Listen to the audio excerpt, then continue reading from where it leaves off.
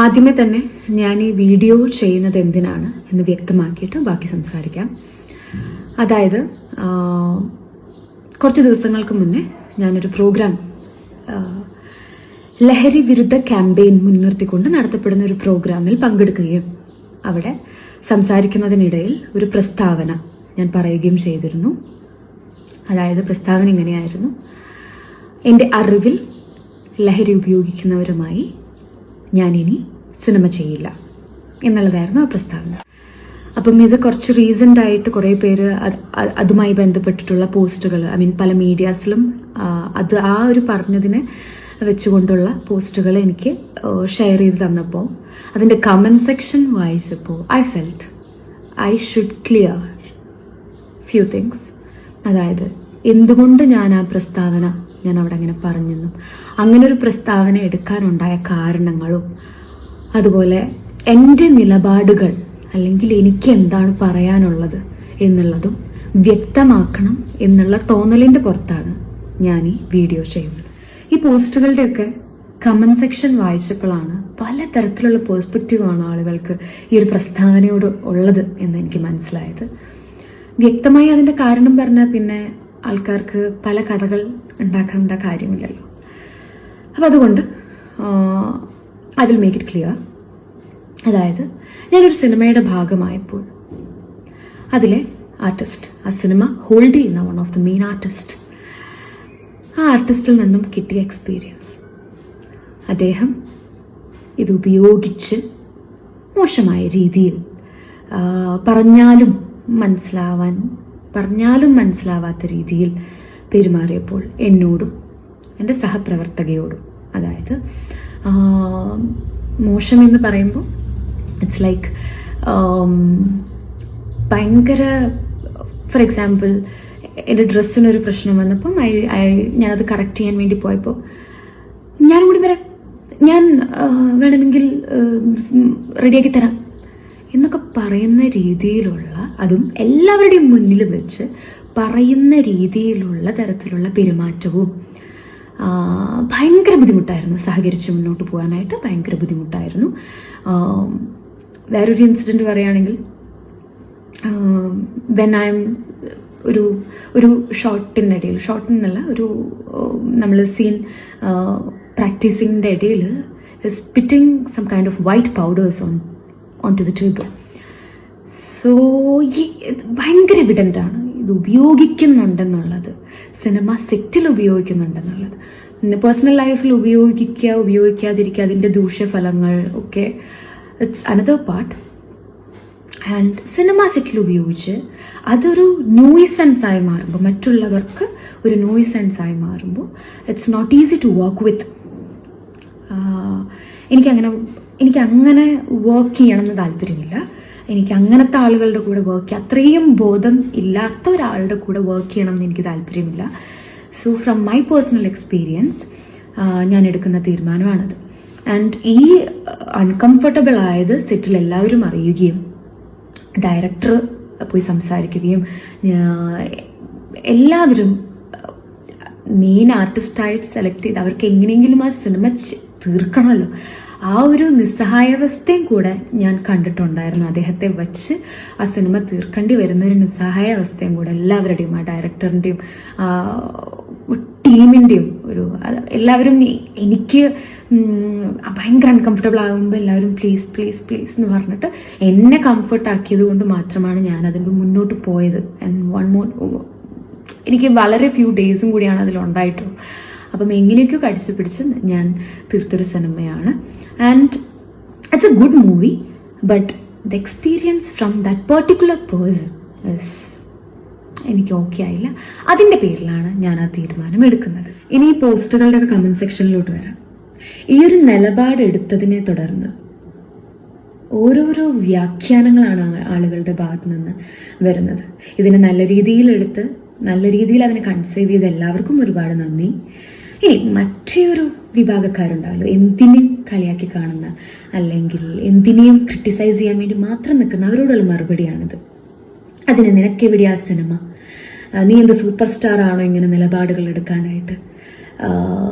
സിനിമയില്ലാത്തത് കൊണ്ട് ഈ കാരണവും പറഞ്ഞ് സിനിമയിൽ നിന്ന് പുറത്തായി എന്ന് വരുത്തി തീർക്കാനുള്ള നിന്റെ ബുദ്ധിയല്ലേ ഇത് എന്നൊക്കെയുള്ളതിന് എനിക്കെവിടെ സിനിമ എന്നുള്ളത് അവിടെ നിൽക്കട്ടെ. സിനിമ ഇല്ലെങ്കിലും ഉണ്ടെങ്കിലും ദാറ്റ്സ് ഞാനല്ലേ അനുഭവിക്കണ്ടേ. എനിക്ക് സിനിമയില്ലെങ്കിൽ ആ വിഷമം ഞാനല്ലേ തീർക്കണ്ടേ. സിനിമയില്ലെങ്കിൽ സിനിമയില്ല, ഞാനിപ്പോൾ സിനിമയിൽ ഇല്ല, എനിക്ക് സിനിമയിൽ അവസരം കുറവാണ് എന്ന് പറയാനുള്ള മനോധൈര്യം, മനക്കട്ടി ഉള്ളൊരു വ്യക്തിയാണ് ഞാൻ. ചെറിയൊരു എക്സാമ്പിൾ പറഞ്ഞുതരാം. റീസെൻ്റ്ലി ക്യൂ സ്റ്റുഡിയോയിൽ കൊടുത്ത ഇൻ്റർവ്യൂവിൽ ഞാൻ പറയുന്നുണ്ട്, എനിക്ക് ഒരവസരമെങ്കിലും വന്നിരുന്നെങ്കിൽ എന്നാഗ്രഹിക്കുന്ന ഒരു നിമിഷമാണ് ഇപ്പോൾ. ഞാൻ ആഗ്രഹിക്കുന്ന രീതിയിലുള്ളൊരു സിനിമകൾ എനിക്ക് ചെയ്യാൻ അവസരമില്ലാതെ ഇരിക്കുന്ന സമയമാണ് എന്ന് വ്യക്തമായി പറയാനുള്ള മനക്കട്ടിയുള്ള ഒരാളാണ്. അത്തരത്തിലുള്ള ഇൻസെക്യൂരിറ്റി ഒന്നും ഇങ്ങനൊരു കാരണം കാണിച്ചുകൊണ്ട് മറക്കേണ്ട ആവശ്യമൊന്നും എനിക്കില്ല. ഇനി സിനിമയെ ഞാൻ സമീപിക്കുന്ന രീതി കൂടെ വ്യക്തമാക്കാം. സിനിമയാണ് എൻ്റെ ജീവിതം, സിനിമ ഇല്ലെങ്കിൽ എനിക്കൊരു ലൈഫില്ല എന്ന് കരുതുന്ന ഒരു മൈൻഡ് സെറ്റ് അല്ല എനിക്ക്. സിനിമ എൻ്റെ ജീവിതത്തിൻ്റെ ഒരു ഭാഗം മാത്രമാണ്. എനിക്ക് അതിൽ പണിയെടുക്കാൻ ഇഷ്ടമാണ്. I love cinema, I love acting. And എവിടെ നിന്നാണ് ഞാൻ വന്നതെന്നും എവിടെ എത്തി നിൽക്കുന്നതെന്നും ഇനി മുന്നോട്ട് എങ്ങനെ പോകണമെന്നും വ്യക്തമായ ധാരണയുള്ള ഒരു വ്യക്തിയാണ് ഞാൻ. എൻ്റെ ജേർണി ഓൾമോസ്റ്റ് എന്നെ ഫോളോ ചെയ്യുന്നവർക്കും എൻ്റെ ഒരു ജേർണി അറിയാവുന്നവർക്കും അറിയാലോ. അവസരങ്ങൾ കൂടെ അതൊരു പ്രധാന ഭാഗമാണ്. അവസരങ്ങൾ കൂടെ കിട്ടുക എന്നുള്ളത് അതിലൊരു പ്രധാന ഭാഗമാണ്. ആൻഡ് എനിക്ക് ഈ ഒരു സിനിമ എന്ന് പറയുന്നത് എൻ്റെ ജീവിതത്തിനോട് ചേർത്ത് കുറേ കാലം മുന്നോട്ട് പോകാനുള്ളൊരു ആഗ്രഹമാണ്. ആ ഹോപ്പിൽ തന്നെയാണ് ഞാൻ മുന്നോട്ട് പോകുന്നത്. If that's not happening also I have a lot of other areas to work on in my life. പിന്നെ സൂപ്പർ സ്റ്റാർ ആണോ ഇങ്ങനെ ഒരു നിലപാട് എടുക്കാനായിട്ട് എന്നുള്ളവരോടുള്ള മറുപടി, സൂപ്പർ സ്റ്റാർ ആണെങ്കിലും സാധാരണക്കാരനാണെങ്കിലും ഒരു നിലപാട് ഒരു വ്യക്തി എടുക്കുന്നുണ്ടെങ്കിൽ അത് നിലപാട് തന്നെയാണ്. അത് ചിന്തിക്കാനുള്ള ബോധം ഈ കമൻറ്റ് ഇടുന്നവർക്ക് ഉണ്ടാവണം എന്ന് മാത്രമേ എനിക്ക് പറയാനുള്ളൂ. ഇനി ഇങ്ങനെ ഒരു പ്രസ്താവന ഒരു വ്യക്തി ആയിക്കോട്ടെ, ഒരു സാധാരണക്കാരനായിക്കോട്ടെ, ഒരു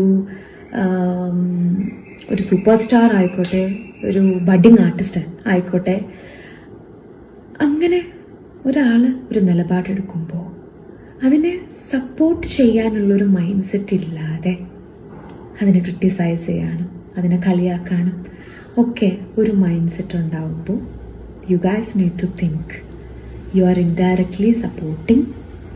ഇപ്പം ഞാൻ പറഞ്ഞല്ലോ, ചില വ്യക്തികളുണ്ടല്ലോ എനിക്ക് ബുദ്ധിമുട്ടുണ്ടാക്കിയ, അല്ലെങ്കിൽ ഞാൻ എന്തുകൊണ്ട് ഈ പ്രസ്താവന എടുത്തു എന്നതിന് പിന്നിലുള്ള ആളുകളുണ്ടല്ലോ.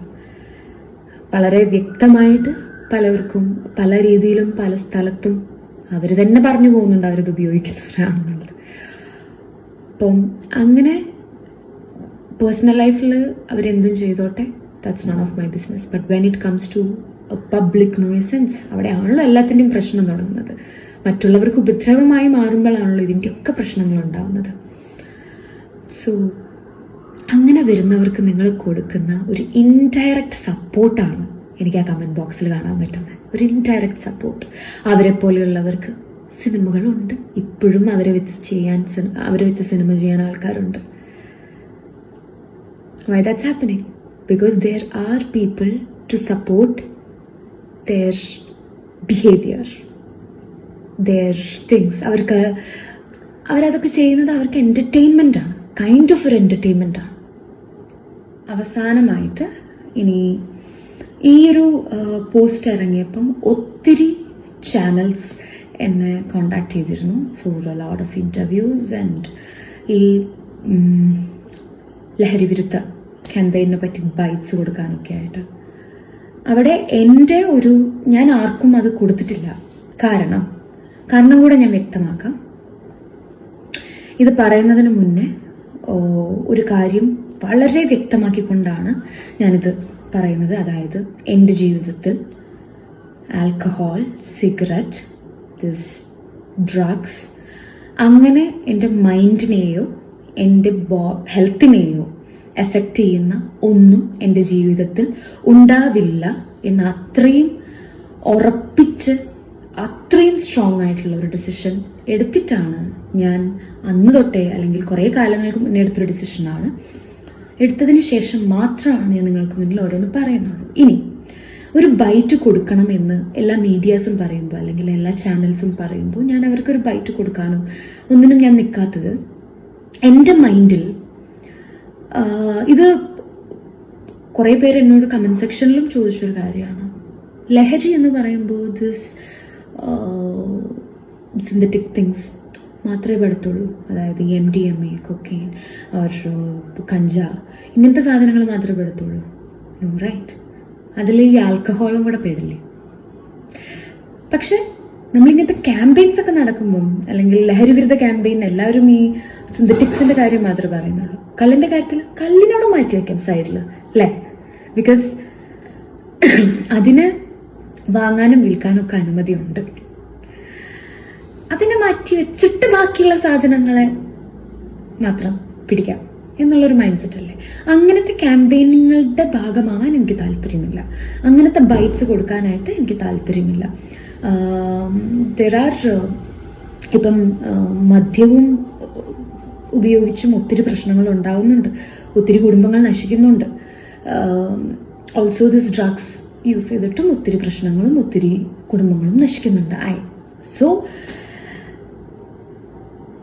എടുക്കുമ്പം എല്ലാതും ഒരുമിച്ച് കൂട്ടിയല്ലോ ഒരു തീരുമാനം എടുക്കേണ്ട, അല്ലെങ്കിൽ ഒരു യത്നത്തിന് നമ്മൾ മുന്നോട്ട് പോകുമ്പം ഒരുമിച്ച് എല്ലാതും ഈക്വൽ അല്ലേ? പക്ഷെ ഇവിടെ ഇത് മാറ്റി വയ്ക്കുക, ഇതിനെയാണ് ഫോക്കസ് ചെയ്യുന്നത്. അതൊരു നല്ലൊരു എനിക്ക് പേഴ്സണലി അതത്ര ഓക്കെ ആയിട്ട് തോന്നിയിട്ടില്ല.